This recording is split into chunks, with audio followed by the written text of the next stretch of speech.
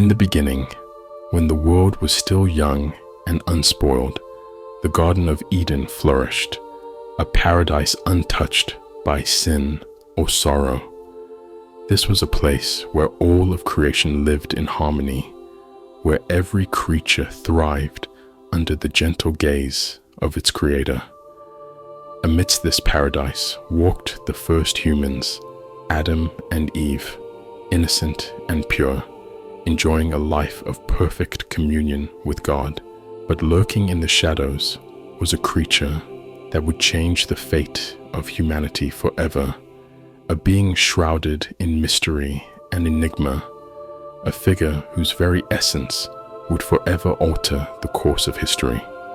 We often picture the serpent in Genesis as a simple snake, a slithering creature who deceived Eve into eating the forbidden fruit. But what if I told you that this serpent was far more than a mere animal? What if the Bible itself reveals a hidden depth to this character, one that suggests a being far more cunning, far more dangerous? The Hebrew word used for this serpent is Nahash. Before we proceed, please support us by liking the video, subscribing to our channel, and hitting the notification bell. Your kind gesture will give us the motivation and encouragement we need to continue creating content. Thank you. Now, let's dive back into knowing more about the serpent of Genesis. While it does indeed translate to snake, its meaning is layered, much like the story it inhabits. Nahash also implies something bright, something that shines or even glistens.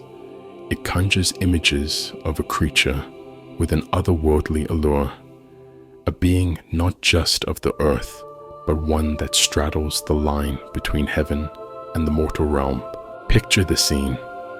The garden is alive with the vibrant colors of creation, the air thick with the scent of blooming flowers and the sound of animals moving freely. Eve, drawn by curiosity, wanders beneath the canopy of trees, her eyes wide with wonder. She is innocent, her heart untainted by the knowledge of good and evil. But then, emerging from the dappled light of the trees, she encounters a figure that immediately captures her attention, a creature unlike any she has ever seen. It is not crawling or slithering on the ground. No, this being stands upright, its form gleaming with an ethereal glow, its eyes piercing and intelligent. It radiates a certain allure, an almost hypnotic charm. The serpent speaks, but it is not the hissing whisper of a reptile. No, its voice is smooth, persuasive, filled with a dark, alluring wisdom. Did God really say, "You must not eat from any tree in the garden"? It asks, planting the seed of doubt in Eve's mind. This is no simple serpent. This is a being with intellect, with purpose. It is more cunning than any beast of the field, the Bible tells us. But what does that mean? This word cunning is telling. It hints at a creature that is not just smart, but deeply intelligent, aware, and capable of complex thought. A being with motives, with plans. This isn't the first time the Bible alludes to such a being. In 2 Corinthians chapter 11, verse 14, Paul warns us that Satan himself masquerades as an angel of light. The connections start to become clear. What if the serpent was not a serpent at all, but rather Satan in disguise? A fallen angel, once a being of immense beauty and light, now reduced to using his gifts for deceit and malice. The term Nahash might refer to a creature that, while it appears beautiful, hides a core of corruption, a dazzling being whose brightness is nothing but a facade. As Eve listens, her heart begins to waver. The serpent's words are sweet like honey, dripping with promises of wisdom, of God-like knowledge. "You will not certainly die," the serpent insists, "for God knows that when you eat from it, your eyes will be opened, and you will be like God, knowing good and evil." It's a lie, a dangerous half-truth, but its allure is undeniable. Eve reaches out, her hand trembling, and plucks the fruit from the tree of knowledge. She takes a bite, and in that instant, the world shifts. Knowledge floods her mind, knowledge of good, of evil, of everything that had been hidden from her. The innocence is gone, replaced by a heavy, crushing awareness. But what of the serpent? The Bible tells us that God cursed the serpent, condemning it to crawl on its belly and eat dust for all the days of its life. This curse raises intriguing questions. If the serpent was cursed to crawl, does that mean it once stood? Was it once a creature of power and stature?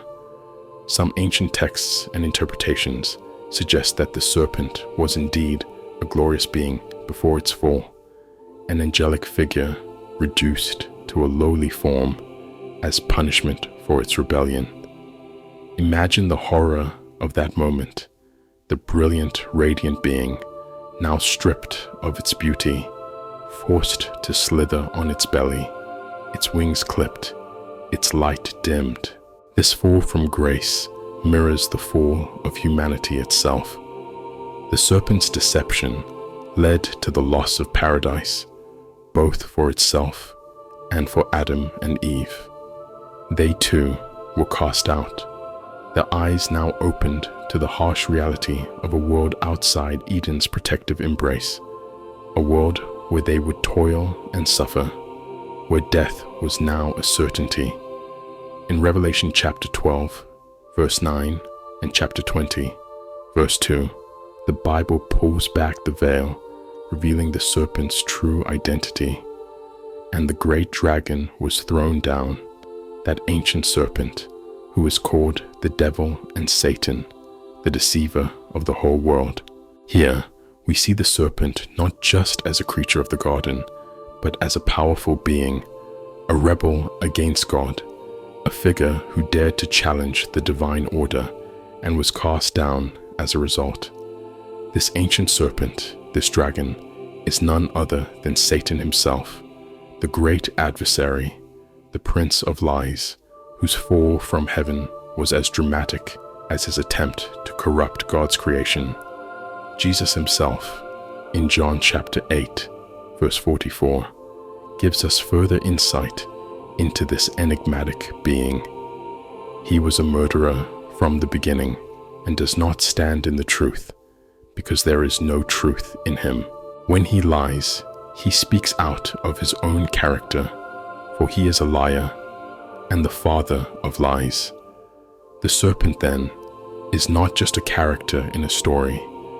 It is the embodiment of deceit, of rebellion, of everything that opposes God's truth.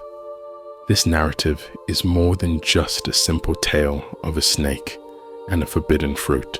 It is a profound allegory, a story of cosmic conflict, of a struggle between light and darkness, truth and deception, obedience and rebellion. The serpent is a symbol of that which seeks to undermine and destroy, to drag humanity away from the light and into the shadows. Yet, even in this story of fall and judgment, there is a glimmer of hope. For in Genesis chapter 3, verse 15, God makes a promise. "I will put enmity between you and the woman, and between your offspring and hers. He will crush your head, and you will strike his heel." This is a prophecy, a hint of redemption, a promise that one day the offspring of the woman would crush the serpent's head, a promise of victory over evil, of the restoration of what was lost. So, as we reflect on this tale from the book of Genesis, we are reminded of the constant battle between good and evil, of the dangers of deceit, and of the enduring hope that, in the end, truth and light will prevail.